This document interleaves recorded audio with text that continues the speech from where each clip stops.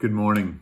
We are in a series on the person and work of the Holy Spirit. And on Sunday, I talked about the spiritual gifts, and in particular, the ones in 1 Corinthians 12. And there's something that's really important as we kind of take a look at this, because there's a lot of understanding about spiritual gifts. It's like God just gives you one, and then you just basically have to deploy that wherever that seems appropriate. But that's not what Paul is saying in 1 Corinthians 12. What he's saying is that there are these gracelets, these charismata, these that's the word for gifts there, that God is giving these little grace packages to you, and using that mailman metaphor, you actually get to go deliver those packages. So you are literally the mail carrier in this. The mail doesn't belong to you, not with these particular kind of gifts, particularly like word of knowledge, word of wisdom, discernment of spirits.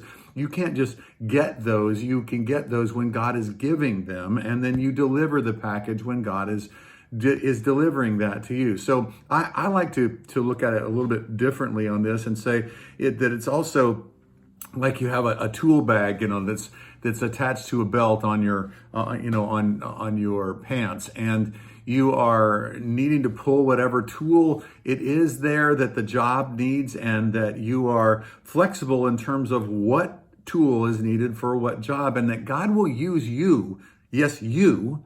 He will use you with those different kinds of gifts if you're available and you learn how to actually participate with him in that. So I learned years ago how to get and to give a word of knowledge. I learned how to get and give how to notice when a word of wisdom was coming. I learned how to hear and sense the moving of the Spirit, so that when a prophetic word of some sort comes out, it comes forward from the Holy Spirit, that I can give that. I simply just have to be familiar with the tools in the belt, and then whatever one that the Lord is giving, then I can give it. But it's important to understand that you don't own these things. They're not yours.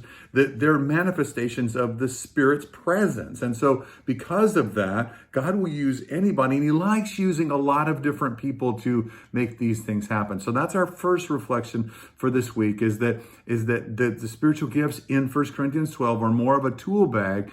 Get used to using those tools. Thanks so much for joining me. We'll talk tomorrow.